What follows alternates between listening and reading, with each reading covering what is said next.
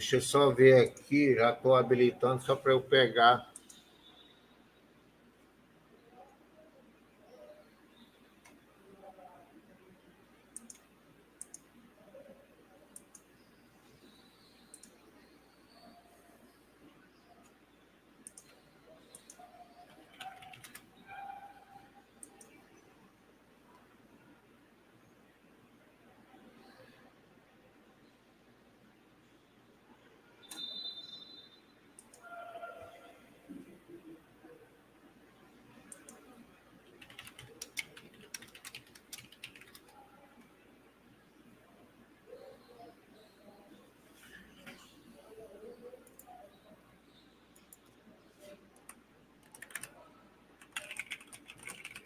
Digam para o pessoal fazer essa busca no YouTube.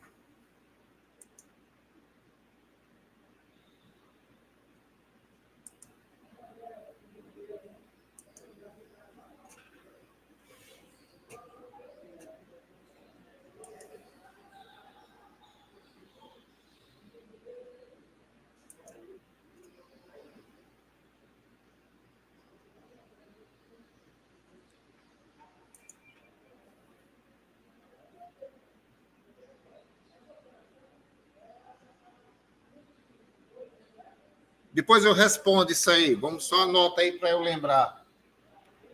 O pessoal do YouTube está voltando.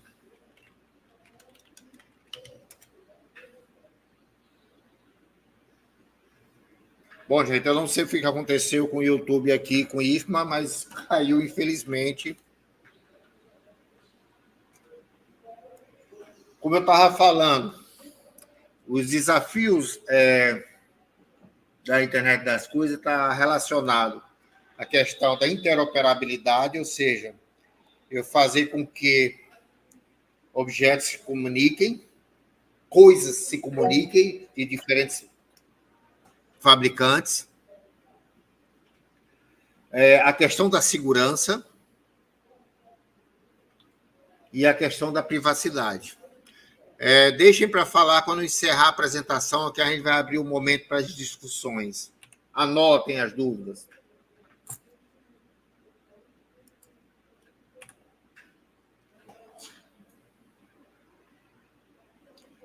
Objetos conectados. O que são objetos conectados?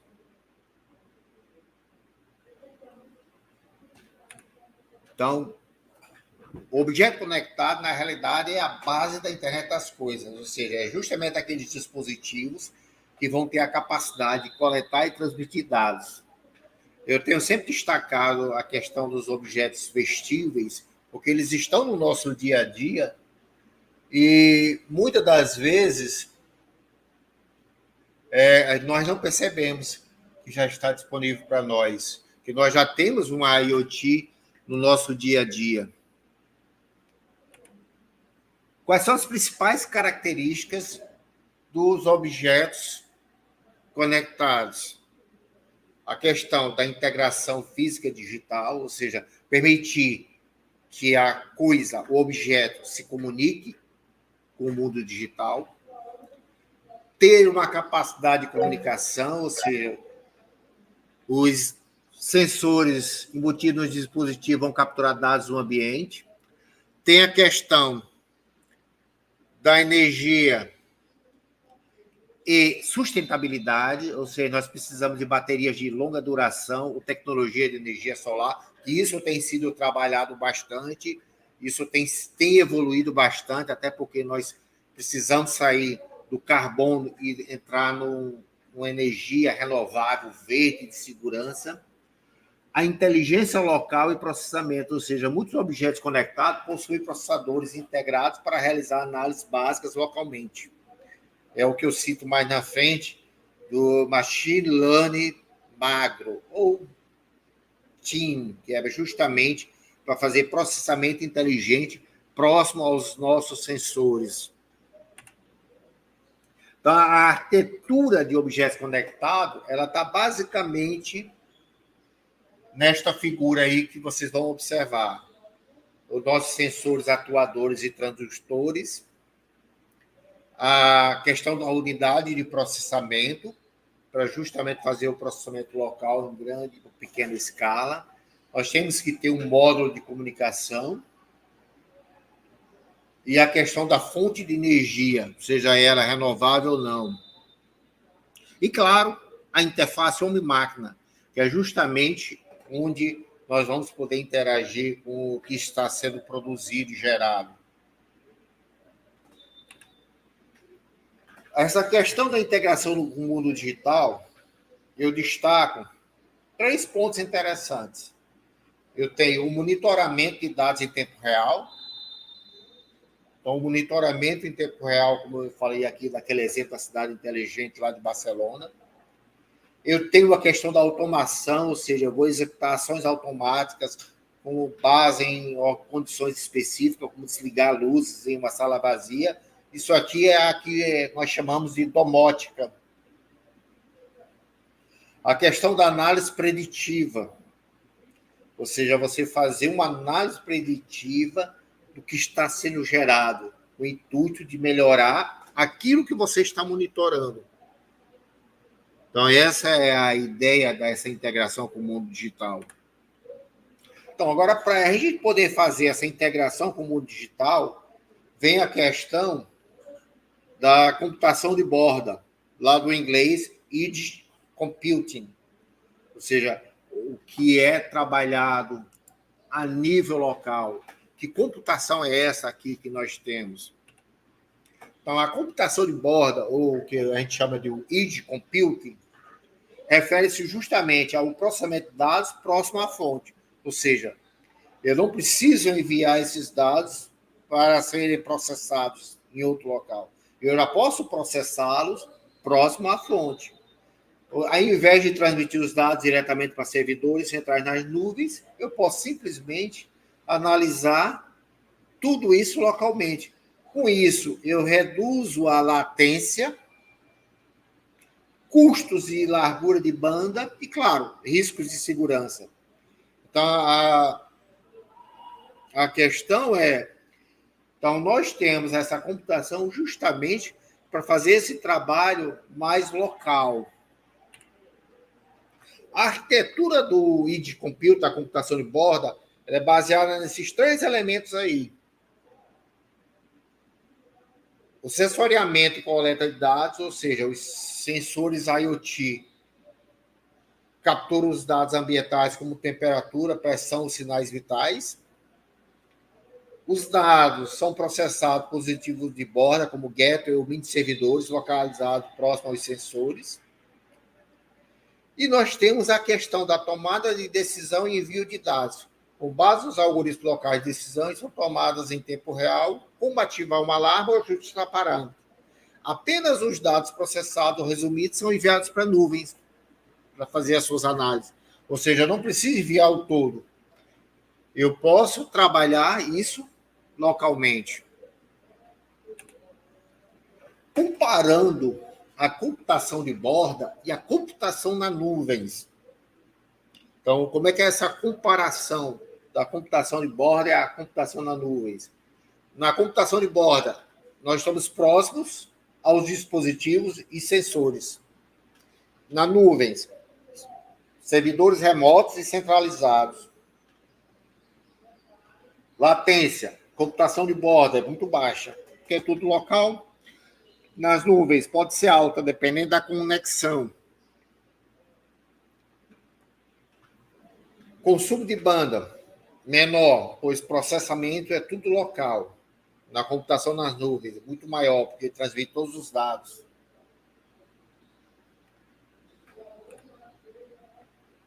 A resiliência, ela é alta na computação das nuvens, na computação local de borda, mesmo com falhas de conexão, porque tudo está sendo processado localmente.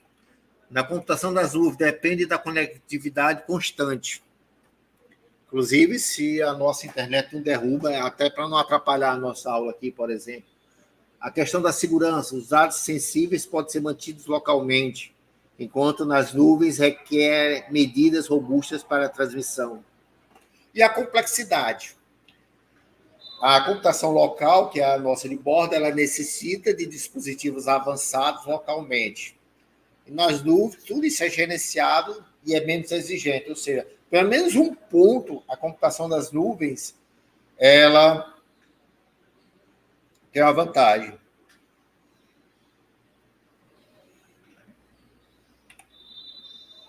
Aí, claro, falando em computação da borda, nós não podemos esquecer da indústria 5.0 e qual é a sua relação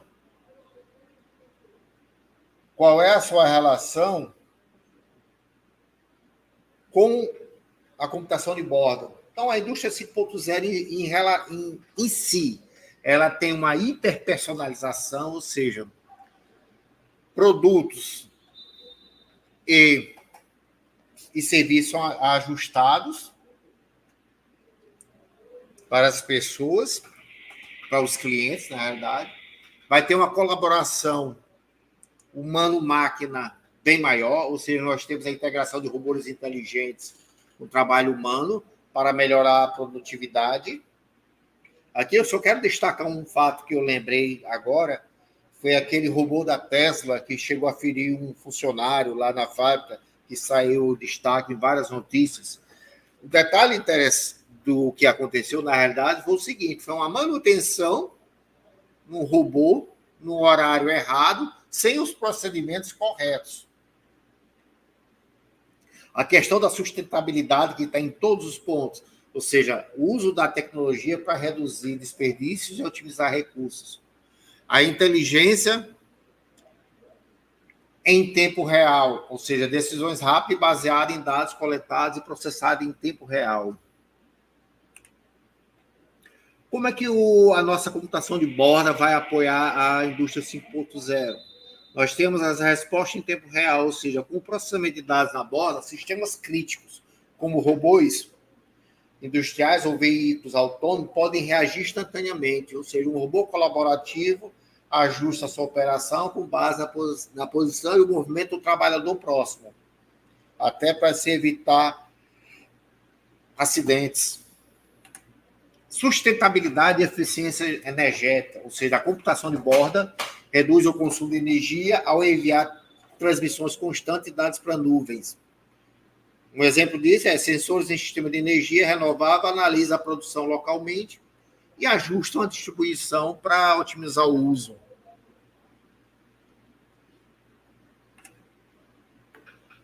Personalização em escala, ou seja, produtos podem ser fabricados com especificações personalizadas com base em dados de clientes, processado localmente por dispositivo de borda, ou seja, uma fábrica de calçados inteligentes ajusta os padrões de produção com base nos dados coletados e sensores nos pés dos clientes. A questão da resiliência operacional, ou seja, o processamento local garante a continuidade da operação, mesmo com interrupção da conexão com a nuvem. Em uma planta industrial, por exemplo, o sensor de segurança continua monitorando condições críticas, mesmo durante quedas de conectividade. Talvez, então, os sistemas que têm essa questão dos braços robóticos vão precisar muito dessa questão do processamento local, justamente para evitar acidentes com seres humanos. A questão de segurança de dados sensíveis de operações industriais podem ser processados localmente, reduzindo riscos associados a transmissões remotas. Dados e designs confidenciais são processados em gadgets de borda dentro da fábrica. Ou seja, observem que essa questão da indústria 5.0, nós teremos profissionais de diversas áreas atuando aqui do IoT, desde a segurança, a elaboração de dispositivos capazes de fazer análise daqueles dados que estão sendo produzidos localmente. É algo bem interessante isso aí. Quais são os benefícios estratégicos? Não tem como deixar de pensar nisso, porque realmente são benefícios que vão trazer melhorias. Então, a flexibilidade, ou seja, ela permite reconfigurações rápidas em linhas de produção para atender demandas específicas. Escalabilidade, ou seja, suporta a expansão de dispositivos IoT sem sobrecarregar redes e sistemas centrais. Redução de custos. Diminui o consumo de banda e a dependência de servidores remotos, ou seja, a computação de borda nos permite não depender da questão do remoto. A qualidade melhorada, ou seja, a análise em tempo real garante maior precisão e consistência da produção. Então, esse é um dos benefícios estratégicos que a computação de borda, ou seja, o processamento local, permite na indústria 5.0.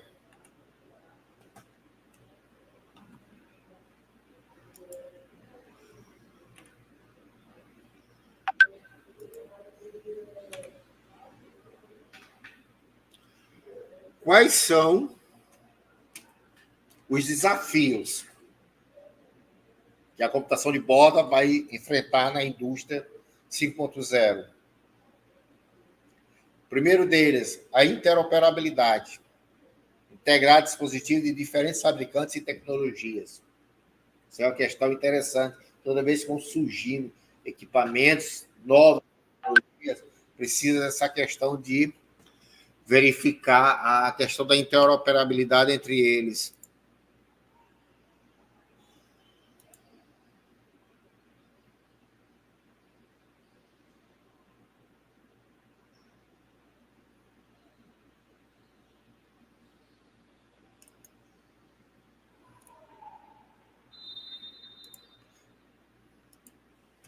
Deixa eu só colocar um link aqui no YouTube que me pediram.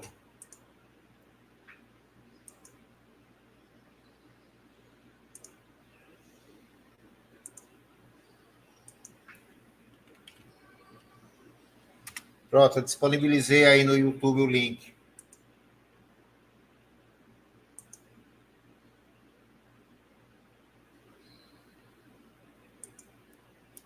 Então, a questão da interoperabilidade, essa questão de integrar dispositivos diferentes, complexidade de gestão, manter e monitorar dispositivos bordas em diferentes localizações, ou seja, já que eles estão próximos dos sensores, a gente vai ter que gerenciar essa questão de diferentes localizações, diferentes equipamentos. A questão de segurança, ou seja, proteger o dispositivo de borda contra ataques cibernéticos. Custos iniciais, investimento inicial em infraestrutura de borda pode ser alto. Realmente, essa questão do custo inicial é a ser bem considerada.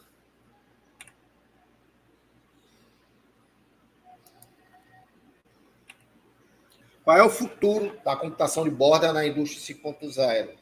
Integração com IA, ou seja, a combinação da computação de borda com inteligência artificial permitirá análises ainda mais sofisticadas em tempo real. Conectividade 5G. Redes 5G aumentarão a eficiência da computação de borda, fornecendo largura de banda e latência reduzida. E, claro, sistemas autônomos.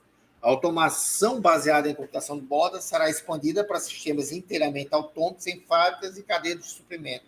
Ou seja, eu vou ter algo distribuído, processado localmente e, claro, se comunicando entre eles e sendo bem analisados.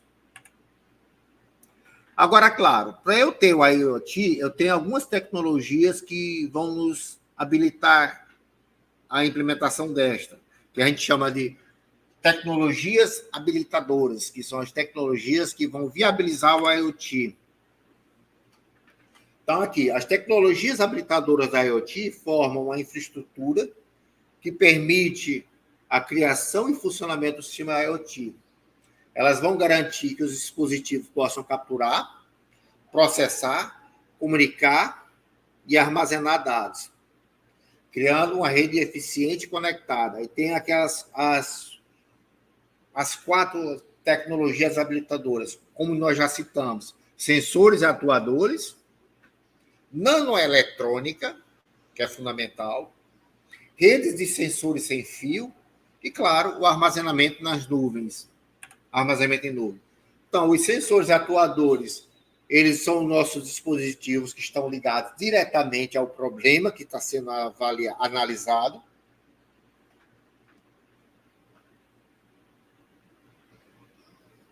Quais são as suas principais características? Alta acessibilidade, confiabilidade e eficiência energética. Observem que a questão da eficiência energética está em todos os lugares, inclusive nos nossos sensores ou atuadores. Então, o que é o sensor em si? Ele vai fazer as medições, vai capturar dados. E os atuadores vão executar as ações necessárias.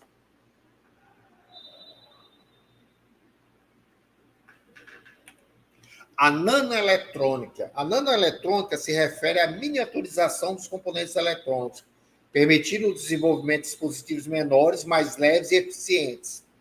Quais são os principais avanços? Dispositivos flexíveis. O que são dispositivos flexíveis? São nossas pulseiras inteligentes, nossos relógios inteligentes e os anéis inteligentes. Sensor em escala nano, processadores compactos. Quais são os benefícios?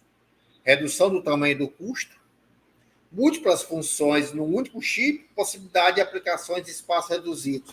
Aqui eu trouxe para vocês uma figura que eu estou destacando aqui próximo desse chip. Está aqui o nosso chip. Essa figura aqui é de um anel inteligente.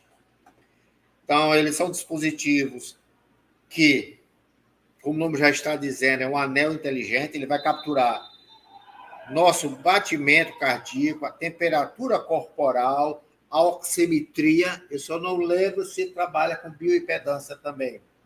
Mas já são 3 sinais para aquelas pessoas que praticam atividades físicas, eles são bem interessantes de se ter esse dispositivo.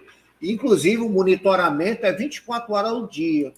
E, pelo que eu já andei lendo sobre, os usuários dele nem percebem que estão utilizando o anel. Ou seja, se você pratica esportes de endurance, ciclismo, corrida, entre outros, é um dispositivo interessante para você se avaliar, ver como está o seu dia a dia. Claro, isso foi permitido devido à questão da nanoeletrônica. Quanto mais ela evoluir, mais isso vai miniaturizar e mais sensores nós podemos ter sem nos atrapalhar no nosso dia a dia. As redes de sensores sem fio. As redes de sensores sem fio são essenciais para a comunicação entre os dispositivos IoT, ou seja, ela vai permitir que múltiplos sensores permitam que eles possam se conectar e os dados coletados são transmitidos entre eles. Qual é a grande característica dessas redes? Distribuição em malha. Sensores espalhados comunicam-se entre si, formando uma rede robusta. E, claro, o baixo consumo de energia, projetados para operar ao longo dos períodos. Só abrindo um parênteses sobre essa questão da nanotecnologia, já que eu vi um comentário rápido aí, realmente, esses dispositivos eles já chegaram ao mercado, mas, infelizmente, eles ainda não estão chegando a um preço que todos possam adquirir. Eu espero que, à medida que isso evolua, que ele comece a ser trabalhado melhor, que eles consigam atingir patamares que nós, pobres mortais como nós, possamos utilizar. Claro, aqui eu abro um parênteses, outro dia que eu estava vendo a questão de um óculos, que o pessoal do... esqueci o nome dele, que eles estão no Facebook, estão criando um óculos que vai permitir uma interação ao nível daquilo que a gente via em filmes de ficção. Claro que ainda não está o óculos da Meta. Então, ainda não está no preço tão acessível. E eles ainda estão trabalhando no projeto para que eles não seja algo que nos incomode. Então, vejam que a que nível nós estamos chegando. Não é o metaverso, não, é outro. Tanto o anel inteligente, como esse anel inteligente já está no mercado há um bom tempo. Esse óculos, não é o do metaverso, não, um outro que chegou, que você vai poder coletar informações que eles estão querendo produzir, até a questão de você analisar dados durante a rua, você colocar um GPS, ele te orientar na esquina onde você deve andar. A questão do armazenamento das nuvens, a questão do armazenamento nas nuvens, justamente ela é crucial para o IoT, claro. Quais são os benefícios? Os dados podem ser acessados de qualquer lugar com conexão à internet. Integração com IAPO, ou seja, facilita a implementação de algoritmos de aprendizagem de máquina para análises preditivas e, claro, a redução de custos. Empresas evitam gasto com servidores físicos. Então, veja que, apesar do processamento local, a computação de borda, essa vai ter os dados processados localmente e o que é necessário é enviado para as nuvens para outras análises. Ou seja, eu integro com a IA.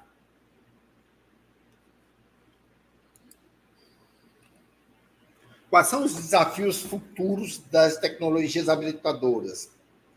Veja que todas elas têm seus desafios e futuros, né? Segurança. Essa está em todos os itens.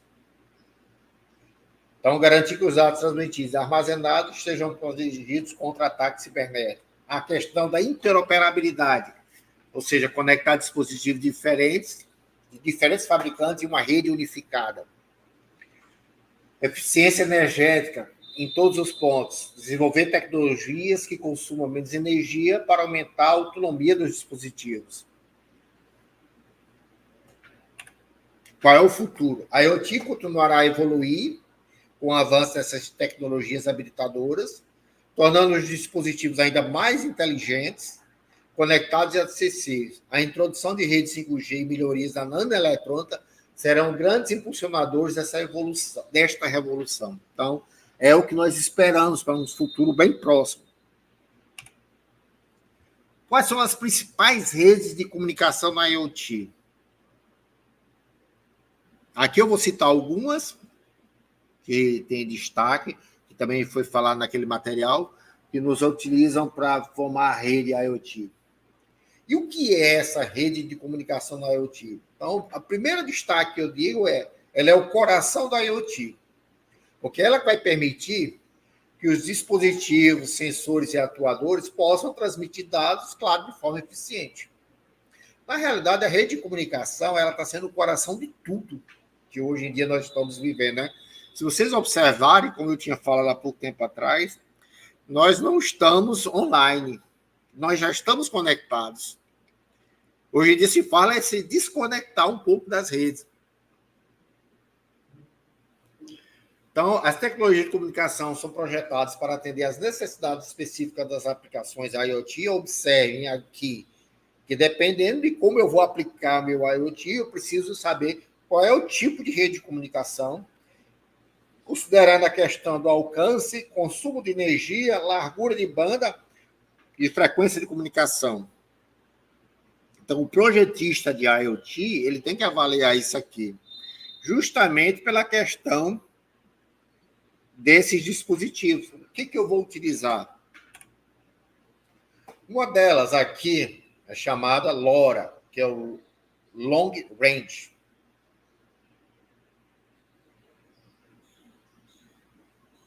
Então, o que é a LoRa? É uma tecnologia de comunicação sem fio, de longo alcance e baixo consumo de energia, usadas em redes de baixa potência, conhecida como LPWANs, que é Low Power Wide Area Networks.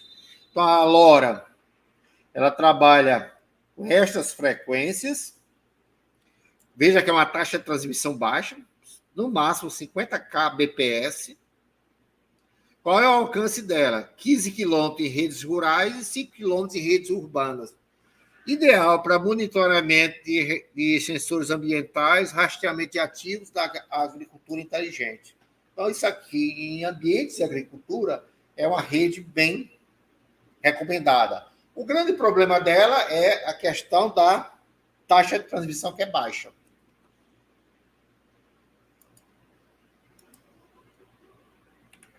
A outra rede é a Zigbee. É uma tecnologia de comunicação sem fio projetada para redes mesh, fazer malhas de rede, de baixo consumo de energia, onde os dispositivos podem se comunicar de forma descentralizada. Aqui estão as nossas frequências, tanto americana como europeu. A taxa de transmissão até 100 kbps e é uma rede de alcance limitado, até 30 metros. É limitado em termos assim, em relação a outra. Ideal para iluminação inteligente, os sistemas de segurança de controle de AVAC, que são aqueles sistemas que controlam ambiente, climatização, temperatura e tudo mais. Então, esses ambientes que eles são bem trabalhados com essas redes. Então, qual é o objetivo? Manter o conforto térmico sob controle. Então, é uma rede bem próxima, que dá para se trabalhar em virtude da questão das distâncias aqui limitadas. Bluetooth, que está no nosso dia a dia. É uma tecnologia de comunicação de curto alcance, usada principalmente em dispositivos pessoais e vestíveis. Ou seja, está aqui a frequência dele. Se vocês observarem, ela está batendo muito próximo com a frequência do Wi-Fi. Tem uma taxa de transmissão clássica em torno de 2 megabits e naquela de baixa consumo de energia até 1 megabits. Distâncias de alcance de 10 a 100 metros. Dispositivos vestíveis, fones de ouvido, sem fio, automação residual e troca de dados móveis. Então, ela é muito bem utilizada. Bom, infelizmente, eu não tenho nenhum Bluetooth de 100 metros, que seria interessante até para trabalhar com eles. O meu não passou de 10 metros, já está caindo. As redes Sigfox, que é uma tecnologia de LPWAN projetada para transmitir pequenas quantidades de dados com alta eficiência energética. Veja aqui que ela trabalha até 100 bps, em redes rurais 50 km, em redes urbanas 10 km, monitoramento e infraestrutura de sensores ambientais. Veja que tem uma taxa de limitação muito baixa, deve ser poucos dados nele transmitidos, ideal para ligar sensores e nosso dispositivo de bordo. E claro, que nós não podemos deixar de falar, a rede 5G.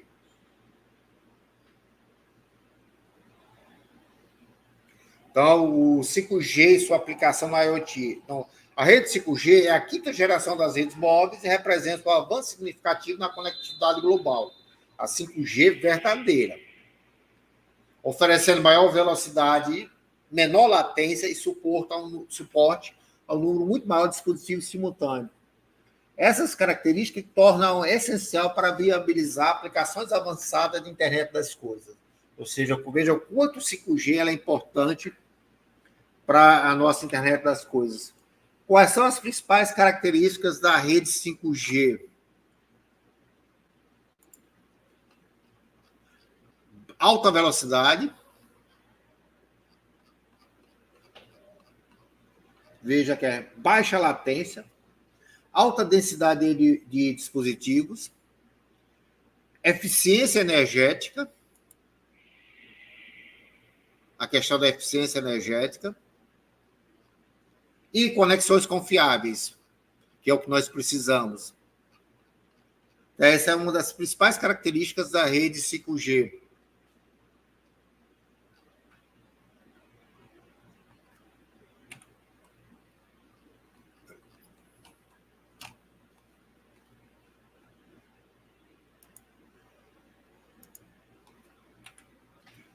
Quais são as aplicações das redes 5G no IoT? Cidades inteligentes, como eu tinha falado aquele exemplo lá da Barcelona, veículos autônomos e transportes inteligentes, atuando muito bem na indústria 4.0 e 5.0, saúde conectada e telemedicina, agricultura inteligente e a questão da realidade aumentada. Só abrindo parênteses aqui, te respondendo logo, Moisés, a latência, para você ter uma ideia, eu estou te falando agora na aula e você está conseguindo acompanhar bem. O pessoal do YouTube leva 6 segundos para receber a minha informação. Então, a partir do momento que eu estou falando agora, 6 segundos depois, eles recebem. Por que dessa latência aqui eu não sei dizer, mas eu considerei alta. 6 segundos é alto para mim. Então, essa é a latência. É o que o pessoal chama em jogos o lag lá também.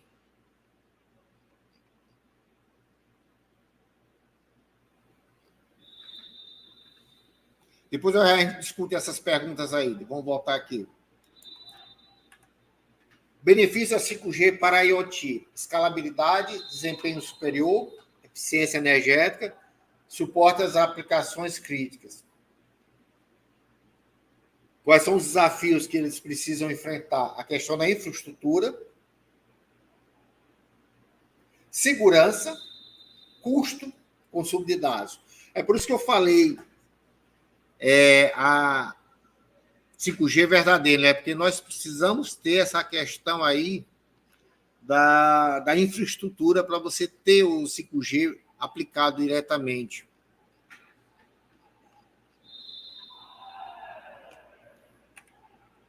Aí vem um ponto final aqui, que é a questão da inteligência artificial aplicada à IoT. Nós não temos como deixar de falar, até porque ela já está inserida no nosso dia a dia, então não tem como fugir dela.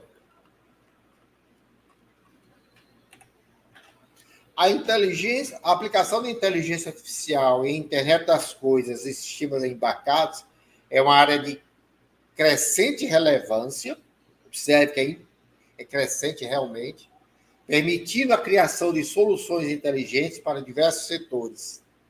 Essa integração aproveita a capacidade dos dispositivos conectados, IoT, para coletar dados em tempo real, enquanto a IA processa e analisa essas informações, tomando decisões e fornecendo intuições úteis. Intuições e decisões aqui, gente, intuições aqui propriamente dito, é o que o pessoal gosta muito de usar, os insights. Uso muito esse termo insights. Quais são as técnicas utilizadas em IA para sistemas embarcados? Redes neurais leves, modelos compactos como Thin Machine Learning, que é justamente um machine learning leve para a nossa computação local.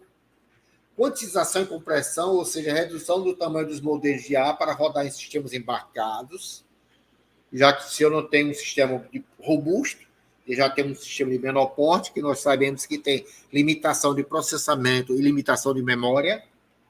A inferência de borda, ou seja, que é chamado IDE-AI, que é o processamento de dados é realizado localmente no dispositivo, reduzindo a dependência da nuvem. Quais são as principais aplicações de inteligência artificial e sistemas embarcados? Manutenção preditiva. Ou seja, o que é essa manutenção preditiva? Eu tenho sensores IoT, monitora continuamente equipamentos industriais ou domésticos, aí analisa os dados coletados para prever falha antes que elas ocorram. Exemplo, monitoramento de motores elétricos usando uma vibração e temperatura para prever desgastes. Já que eu estava falando dessa manutenção preditiva, eu me lembrei de uma situação interessante agora. A conexão aqui caiu e o canal do YouTube caiu ali também, né? Se nós tivéssemos uma IA aqui atuando em nosso favor, eu não precisaria me preocupar, porque ela mesma trataria de fazer toda essa conexão, toda essa habilitação, e eu continuaria a minha aula aqui, sem nenhum problema. Claro que isso ainda é uma viagem agora, mas quem sabe mais na frente nós não tenhamos, ou se já não tem. Automação residencial inteligente.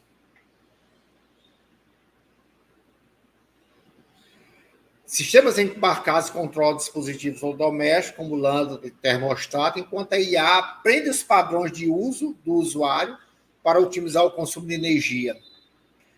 Termostatos inteligentes como o Nest, que ajusta a temperatura automaticamente com base no comportamento do usuário, ou seja, o teu comportamento vai ditar como a sua casa vai ser trabalhada.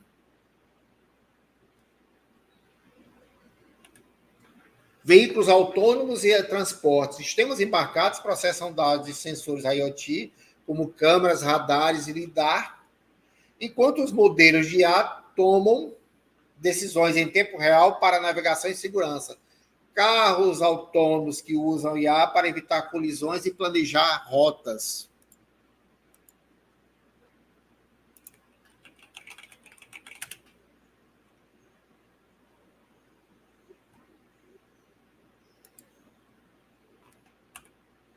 Saúde e bem-estar. Descrição: são dispositivos vestíveis, como sensores IoT, que coletam dados biométricos, com batimentos cardíacos, oximetria, bioimpedância. A questão da pressão sanguínea, nós podemos ter equipamentos, se for o caso do home care ou no hospital, mas aqueles que se falam em relógio, eu já não recomendo acreditar neles, que realmente eles trabalham em algoritmos e tentam aproximar, mas não é verdadeiro a análise. Aí a inteligência artificial vai analisar os dados para detectar padrões que indicam condições médicas ou prever crises. Monitoramento de pacientes com risco de epilepsia por meio de redes neurais em dispositivos IoT embarcados. Seria um exemplo. A questão só da área de saúde, ela tem só um complicador que, para você desenvolver um equipamento deste, tem toda uma questão da dados éticos, a questão de autorizar para utilizar, isso já demora um pouco mais, mas nada impede de se trabalhar com eles. Agricultura de precisão, ou seja, os dispositivos IoT monitoram condições do solo, umidade e clima, enquanto a IA ajusta automaticamente o uso de água e fertilizantes. Sistema de irrigação inteligente utiliza redes neurais para prever as necessidades das plantações. Quais são os desafios da IA com sistemas embarcados? Primeiro deles, limitações de hardware. Então, nós temos que sistemas embarcados possuem restrições de memória e processamento que dificultam a execução de modelos de IA complexos. Eficiência energética. Dispositivos precisam operar por longos períodos com baixo consumo de energia. A questão da segurança. Garantir a proteção dos dados sensíveis coletados por dispositivos IoT processados pela IA.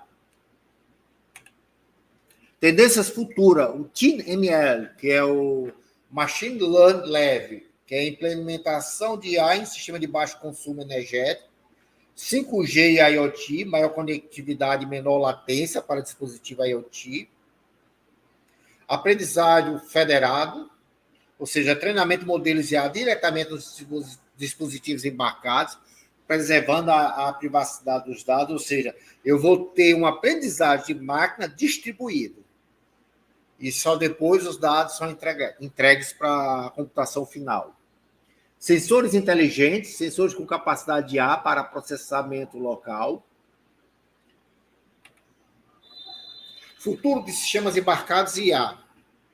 A IA mais eficiente, ou seja, a computação de borda com inteligência artificial mais eficiente, ou seja, melhoria em modelos IA compactados e eficientes para consumo de energia. 5G IA embarcada, ou seja, eu vou ter uma conectividade ultra rápida, desde que nós temos um 5G real. Uma IA adaptativa, sistemas embarcados com capacidade de aprendizagem contínua no ambiente local. E, claro, aplicações com sustentabilidade, que é o uso de monitoramento do ambiente, cidades inteligentes e agricultura de precisão. Quais são as referências? Antes de eu falar as referências, já vou enviar para os monitores lá no nosso canal lá, esses slides, para eles disponibilizarem para vocês, entendeu? Esses slides vão ser disponibilizados agora. Mas antes de falar de referência, eu só quero citar aqui alguns exemplos de aplicação. Um deles eu já falei, cidades inteligentes, agricultura inteligente. Nós temos a saúde conectada, dispositivos vestíveis que vai monitorar o monitoramento remoto de saúde com objetivos IoT e IA. Os sensores monitoram batimentos cardíacos, oxigenação, padrões de sono. Algoritmos de IA analisam os dados e alertam o usuário e médico sobre anomalias. Em caso de detecção de fibrilação atrial, os dispositivos enviam notificações preventivas. Qual é o resultado disso? Monitoramento contínuo permite diagnóstico precoce e a gestão de doenças crônicas. Então, essa questão da saúde conectada, principalmente no mundo que nós estamos vivendo, ela é bem interessante aqui. Aqui nos slides estão as referências, além daquelas que tem no material de vocês, para consulta. Eu vou encerrar aqui essas apresentações para a gente abrir para perguntas e o nosso bate-papo. Deixa eu só mandar para o.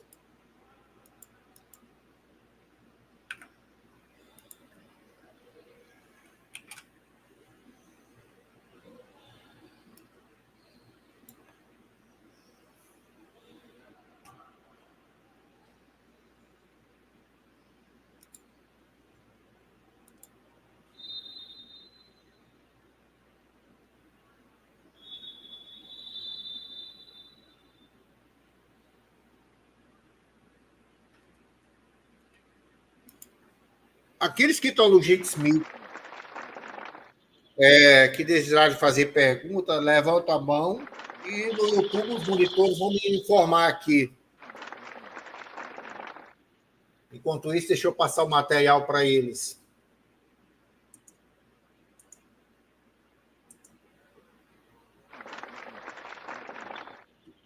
Pessoal, vocês estão me ouvindo, né? É o seguinte, com relação às aulas passadas, eu vou refazer o material no OBS para deixar algo mais bem produzido. Eu vou disponibilizar para vocês no meu canal do YouTube e vou avisar o pessoal para disponibilizar no AVA. Então, quem puder, pode me adicionar a esse canal do YouTube, que eu vou estar adicionando as aulas passadas, que eu vou deixar ela num formato melhor. E, claro, a minha parte está se encerrando hoje, mas não quer dizer que eu não vá continuar olhando aquele dispositivo. Então, eu vou dedicar sempre um dia na semana para olhar aquele dispositivo lá, para eu ver algumas aplicações e eu quero deixar disponível para vocês disponibilizar via canal do YouTube para que vocês possam exercitar também. Então, eu vou continuar estudando o kit. Claro que não vai ser com uma frequência maior, mas eu vou estar disponibilizando. Então, sigam esse canal aí, porque em breve também eu vou colocar um curso de Machine Learning, diferente dos que eu já vi na internet, que eu acho um erro que eles colocam um curso de Machine Learning de 15 horas, e eu quero colocar em módulos menores. Deixa eu só habilitar aqui para a primeira pergunta, que foi o Mainville.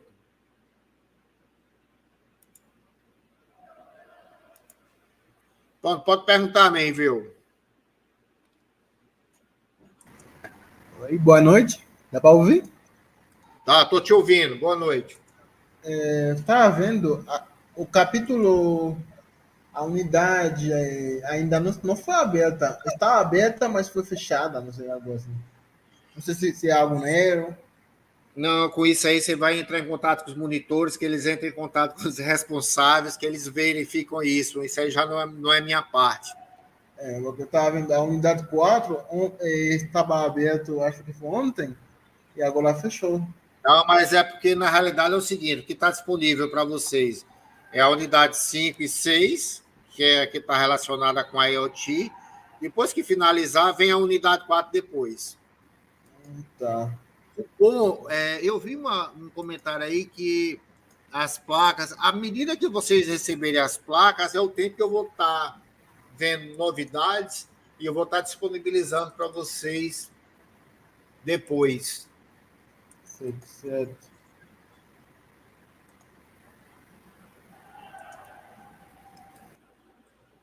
Só desliga o som aí. Leandro, pode falar.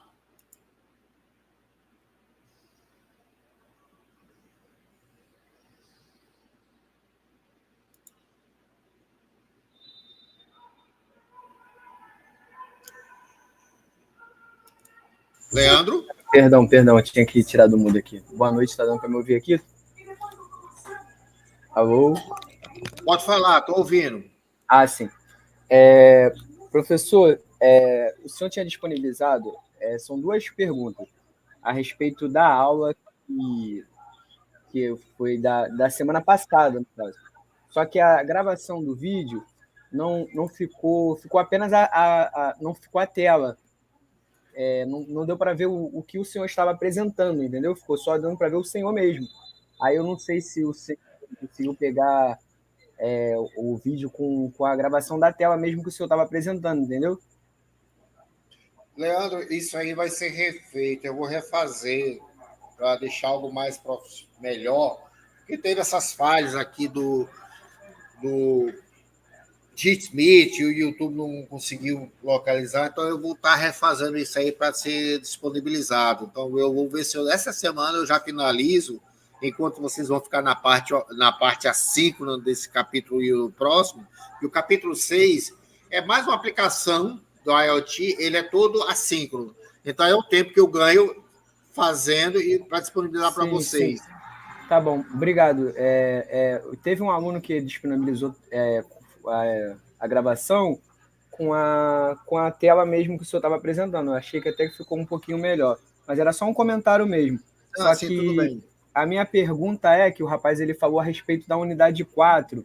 Aí eu me atentei a olhar aqui o portal e eu estava estudando pela unidade 4, sobre a respeito de microcontroladores. Só que agora eu percebi que tem a unidade 5 e a unidade 6, que está disponibilizada. Ah, entendi. Então agora segue estudando a unidade 5 e 6 e a 4 fica depois? Para depois, porque a 6, eu dei uma olhada nela, que ela é toda síncrona, mais aplicações e algumas indicações de vídeo do YouTube sobre a IoT, entendeu? É mais aplicação de IoT. Algumas que eu falei, outras novas lá. Então, ela é mais isso. E a unidade 5 é o IoT. Então, eu aproveitei para complementar mais informações para vocês ficarem mais completos da ideia disso aí, entendeu? Aí, lá na unidade 4, quando começar, aí que vai ser o microcontrolador propriamente dito. Entendi, que já deve conciliar juntamente com a chegada das placas, né? Eu já não estou por dentro disso, mas eu tomara, e até lá eu já tenho visto mais algumas coisas e posso disponibilizar para vocês. Tá bom, então, professor. Muito obrigado e boa noite. Boa noite.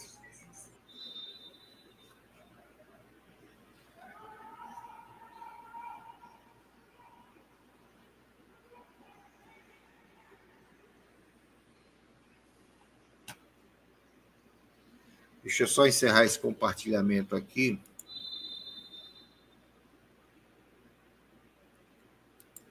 Matheus.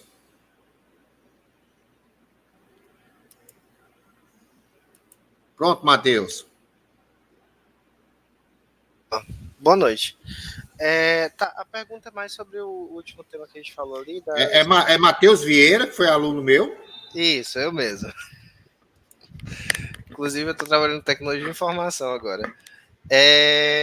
A pergunta que eu tenho é daquele último assunto ali do Machine Learning de baixa escala, né, o TinyML. No caso dele, eu estava dando uma olhada aqui, mas eu não consegui achar nada muito específico em relação a framework, essas coisas. Faz o treinamento inicial num sistema mais poderoso e depois joga os parâmetros para o pequeno e depois vai modificando com as informações que estão sendo captadas, né?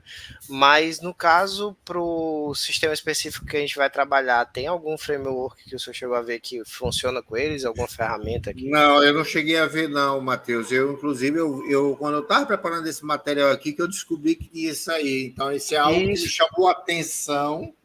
Eu também nunca tinha ouvido falar. A primeira vez que eu vi ele, assim, bem interessante. Eu já vi os materiais agora, pesquisando, e tem umas coisas bem legais. Por que ele me chamou a atenção? Nós vamos ter aqui no Monte Castelo um mestrado em computação aplicada.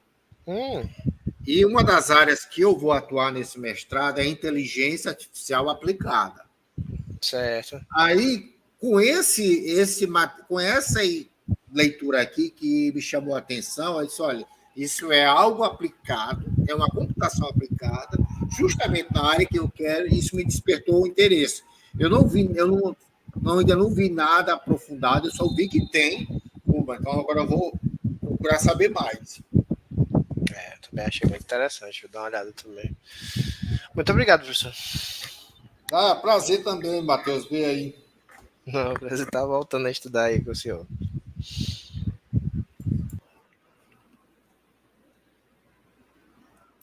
Caio.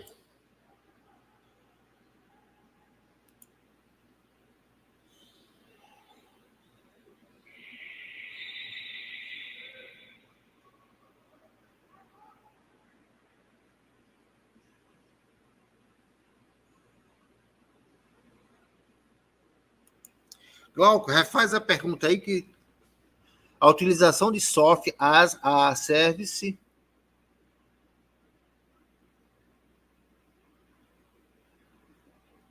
Você está falando, no caso, da computação das nuvens, né? Peraí, deixa eu só habilitar aqui. Pronto, ativei aqui. Professor? Diga. Alô, estão ouvindo? Estou ouvindo, pode falar. Pode falar, Glauco.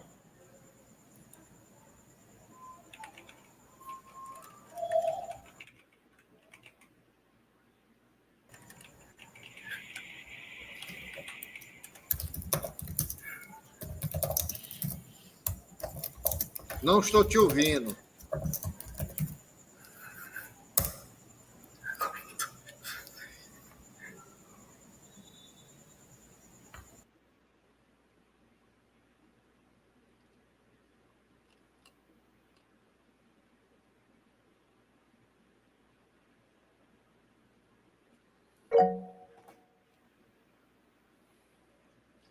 Larissa. Pronto, Larissa.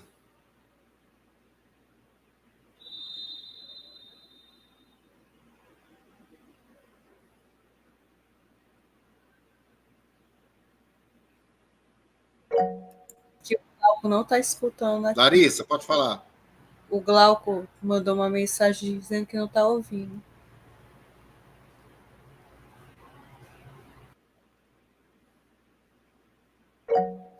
Na verdade, Glauco, eu estava até pesquisando agora sobre essa questão do SaaS e a IoT. O que eu vi aqui é o seguinte: as duas podem ser integradas, elas podem criar soluções robustas e escaláveis. Ou seja, enquanto a IoT coleta, dados vão ser transmitidos para a plataforma das nuvens e o SaaS pode processar e analisar. Ou seja, elas podem trabalhar em si, em conjunto, para essa questão do processamento nas nuvens dos dados coletados. Pablo, com relação ao Raspberry, eu não posso te afirmar ainda, porque eu não olhei ele por completo, entendeu? E como vocês vão ter aula só do microcontrolador, vocês podem até conversar sobre isso aí lá com eles. Não, Glauco, sobre a tua pergunta, as duas tecnologias elas podem sim ser combinadas e podem criar soluções robustas. Então, ou seja, para essa questão, um coleta e outro processa e analisa.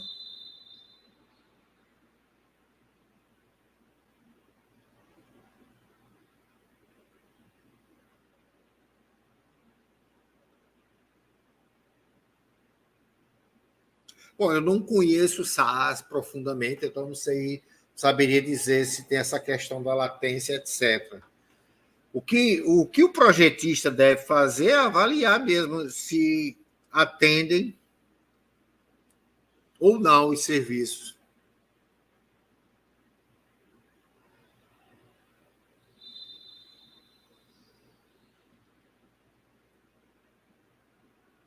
Na realidade, Glauco, eu acredito que seria uma solução para a computação nas nuvens, entendeu? Daquilo que já foi produzido localmente. Porque é o seguinte, qual é o objetivo da computação de borda? É eu reduzir o volume de dados da comunicação. Ou seja, eu fazer com que localmente eu consiga produzir, gerar os insights que eu necessito. E a computação das nuvens é aquele resultado final já. Ou seja, só vai para a rede aquilo que já foi trabalhado localmente.